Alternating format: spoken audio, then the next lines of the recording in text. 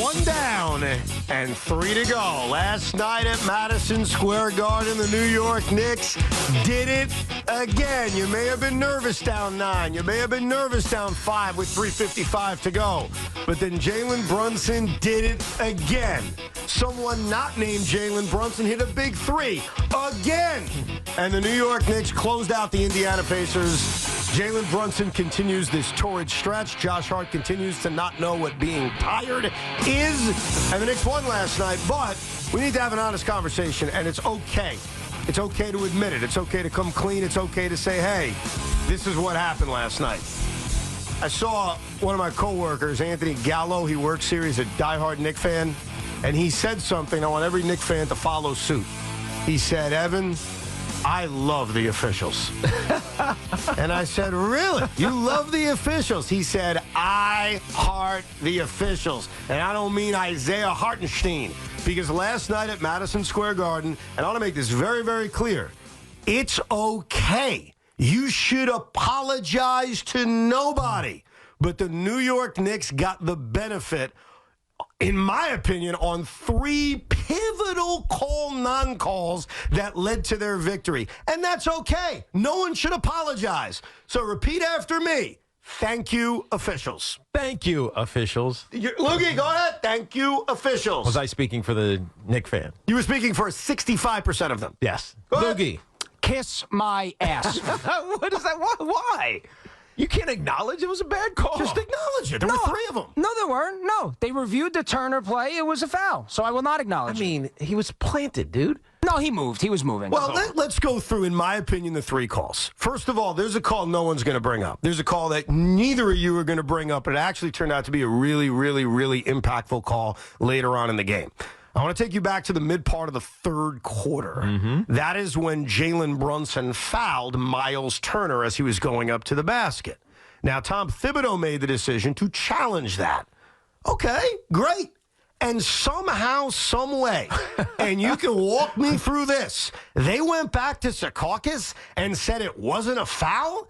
It was a clear foul. And so to me, when you go back and look at it, because you have instant replay in the NBA, which we have in all sports, that's when you can't F it up. Like, you can't F it up when you're looking at it again, though they did in the Met game last night with Harrison Bader at third base. That's for the Rico. They missed that call. And I'll tell you why that's significant for 2 reasons. It's significant because, A, Miles Turner didn't take 2 free throws he could have made. But then, B, the Knicks didn't lose their challenge, which meant later on in the game, when the officials did miss a call against the Knicks, Jalen Brunson's turnover, Thibodeau had the ability to challenge it. Well, guess what? If they got it right mid-3rd quarter, Thibodeau wouldn't have had a challenge to fix that. All right, didn't this happen earlier in the season where he challenged and didn't get it? And yeah, so I think it was the Houston game. I remember you talked about this. Nobody was paying attention to it, but you talked about it. The latter non-challenge opportunity for Tom Thibodeau. Yes. This one, because he got this one right, even if it was wrong, he still had his challenge remaining. Right. So, I mean, look, refs screw up. They do. All the time. And we bitch and we moan and we cry about it. But it's part of sports. 100%. As much as we want to not have that, I don't know, this decision left in someone's hands affecting the game in ways that they shouldn't affect the game. It's been a part of sports forever. Forever. The human era is actually what makes it debatable sometimes. Sure. Especially in games that came down to it, like the Knicks and the Pacers. No question about it. And that's why, Knicks fans, it's okay. You shouldn't feel bad. You shouldn't apologize. But that was a huge call that went your way. Let's get to the Miles Turner moving screen. I respectfully disagree with you, Tiki Barber. That was an offensive foul. I'm with you. It was an offensive foul. But I can also tell you this. As someone who watches way too much NBA, they very, very, very, very rarely will call that in that situation. So that's a break for the Knicks. Yeah. And again, no apologies because letter of the law, Miles Turner did not have his feet set, and it was an illegal screen. The only thing that bothers me about it is the timing of it. Because in Game 6 against the 76ers, it felt like the refs were letting everything go. They started to let them play in that series. All right, go ahead, whatever. Yep. Just play. Yep. Balls all over the place, bodies falling everywhere. Just let them play. And in some ways, it felt refreshing. Like, we were there, so we saw it. It's like, this is refreshing basketball. They're just playing. Like, this is mano a mano, or team on team, or 5-on-5. The refs are not playing a part in it. But I think in crunch moments of basketball games and football and all these other sports too, but in crunch moments, it's better to just let the game play itself out. If it's obvious, you call it. Yeah. That wasn't obvious at all.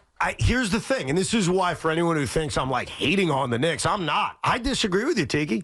I believe that if a foul is a foul, it should be called whether there's 30 seconds of the game, 5 minutes left in the game, or it's 2 minutes into the game. Evan, you can't see that with the naked eye. The fact that his right foot wasn't fully planted and he was stationary. The only thing that you can react to is Dante DiVincenzo's Oscar. And by the way, bravo to Dante DiVincenzo. Right. It was an Oscar performance. Absolutely. It was unbelievable. 100%.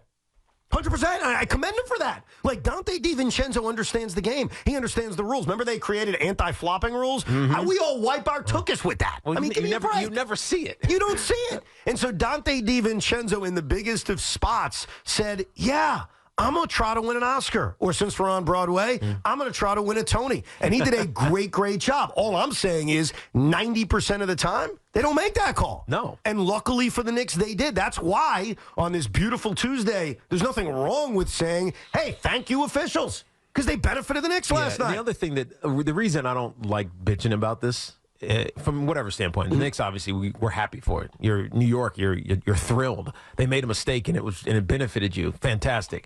But if you're talking about it from the other side, this happens all the time.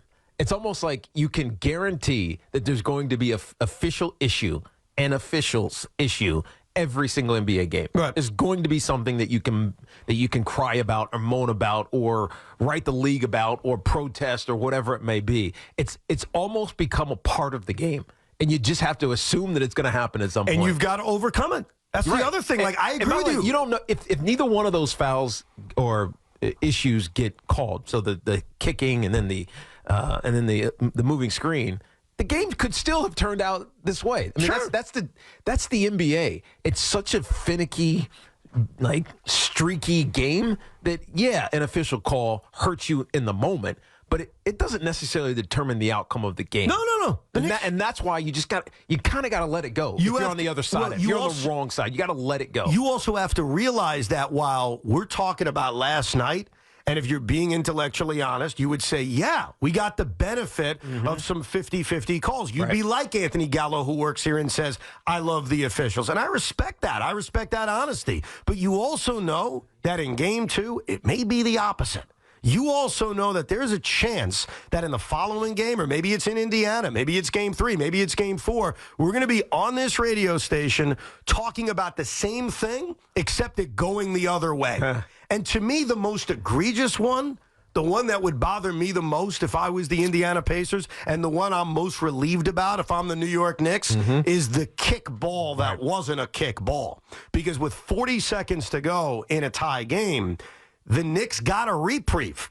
Because the Knicks, if we're being honest about the close of this game, you give them a lot of credit for the way Jalen Brunson was him down the stretch, especially the top of the key 3 with Nesmith in his face. I mean, that was a ballsy shot, and that was an important shot. Nembhard, I think, was guarding him. Yeah. Jalen Brunson hitting a contested 3 with Nembhard right in front of him. And then you look at the fadeaway he hits in the paint. And you look at how clutch they were down the stretch, the DiVincenzo 3. But they also tried to throw the game away. Right, they got sloppy. They also got sloppy, and they also put themselves in the position to be down by 9 in the fourth quarter. With that said, that is not a kick ball. No, it's not. And it all happened because, look, if that doesn't get called a kick ball and the Knicks lose because of it, we're still going to laud Jalen Brunson because he's scoring 40-plus at this point, but it's going to be the fatigue caught up with him. He was lazy in the moment that mattered the most. Sure. Because that was a lazy, no-look, let me wrap this thing around the defender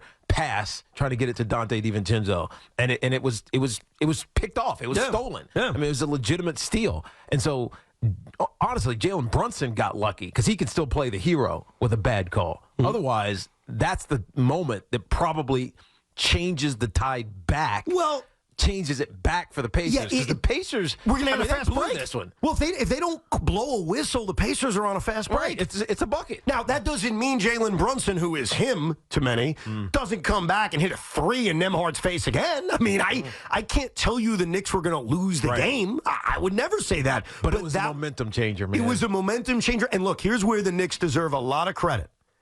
They didn't have to then respond with Dante DiVincenzo hitting an open 3, but he did. Jalen Brunson saw the double. He swung it over to DiVincenzo, and he made the shot.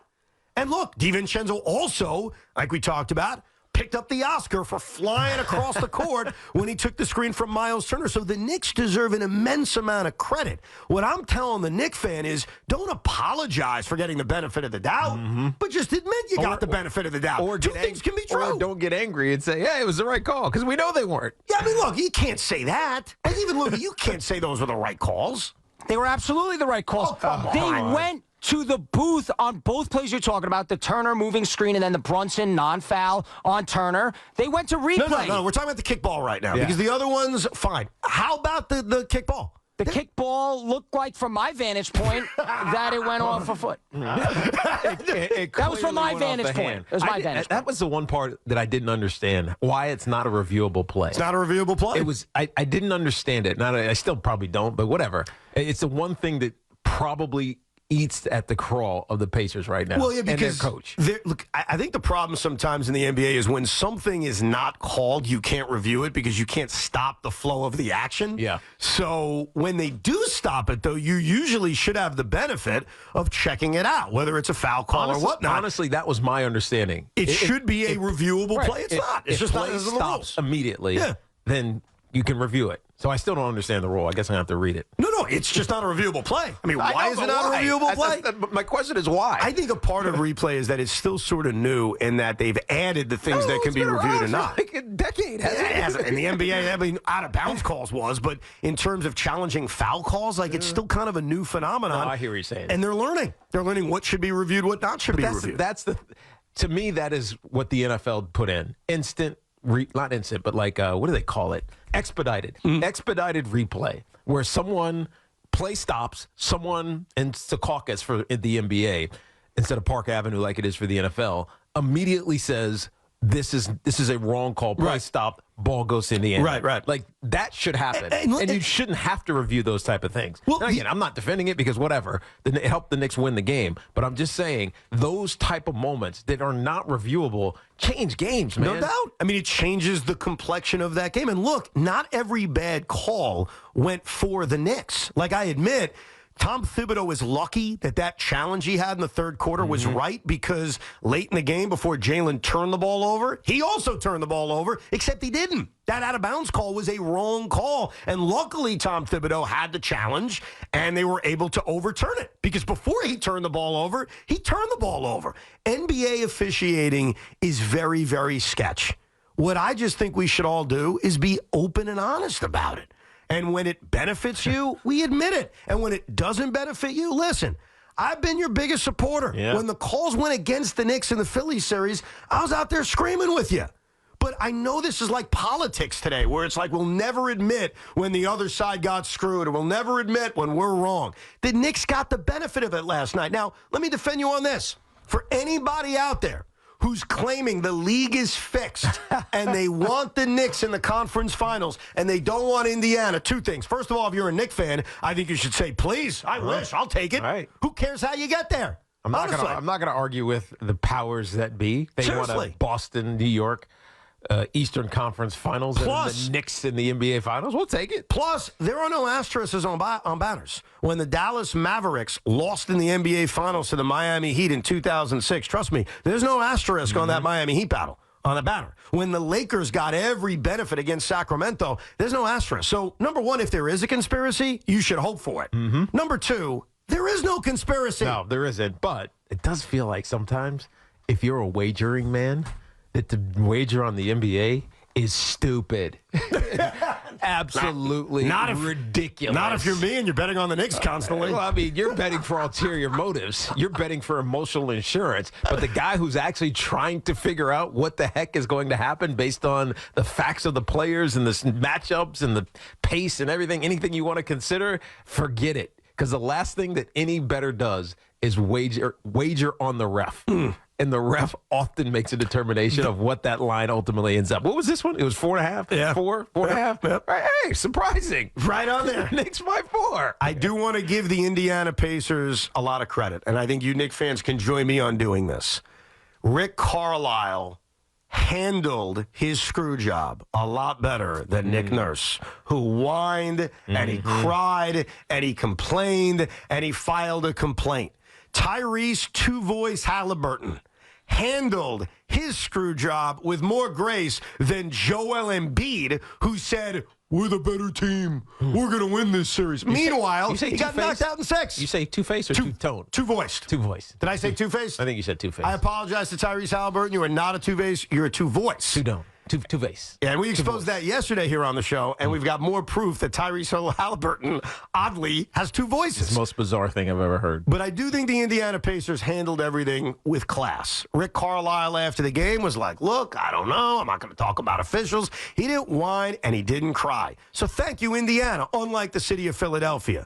But if we're being honest, the Knicks got some benefits on Monday night, and that's okay. Apologize to nobody. Benefits is one thing. You saying that the Pacers got screwed, frankly, I think you should change your choice of words there. Because I don't like it. What would be the words I should use? No, you even said it yourself. There were 50-50 calls, and they got the benefit of that. That's not getting screwed. Okay, how would you... I mean, a kicked ball that never touched a foot is not a 50-50 Not reviewable. Okay, they reviewed the other two. Hold on. They reviewed the other two plays, and they deemed that Turner moved, which he did, and Brunson didn't foul Turner. So they get screwed. That's why they handled it with class. You remind me of Jesse Body Ventura when he was an announcer of the WWE. McMahon. I didn't see any brass knuckles. or Bobby Heenan. Yeah, exactly. No, you see what you want to see, and you're seeing it through certain glasses, and I'm seeing it through the other. I'm seeing it through IBO glasses. I'm an instant. What's it called again? Independent basketball observer. And here's the other thing, and this is it. How did you not remember? It slipped my brain for a second. But here's what really matters, and this is what we can all agree on. Here's what really matters at the end of the day. Scoreboard says Knicks won, Pacers nothing. Facts. And that's it. And that's all that matters. And it goes into how they won this game, too, by the way. For anyone who's saying, well, they played at the Pacers' pace. They were bad on the offensive glass. They were turning the ball over. All that stuff's true. The Knicks did not play a perfect game on Monday. But guess what?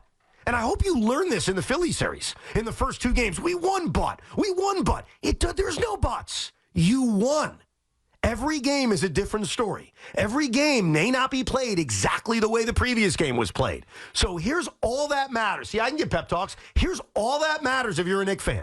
Whether it's about the officials, whether it's the offensive rebounding, whether it's about the pace, whatever it's about. Knicks won. Pacers nothing. Yes. You know what also is it about? Whatever that number is, that get-in number that you like to talk about, Evan, from Madison Square Garden, it's worth it. It is worth it. Yeah, well, you know what? Yes. It has been amazing. When you go to Madison Square Garden for the playoffs, you're going to see crap you've never seen before. Exactly right. We'll get your calls next, 877-337-6666, including some of the people that showed up last night at Madison Square Garden to watch Game 1.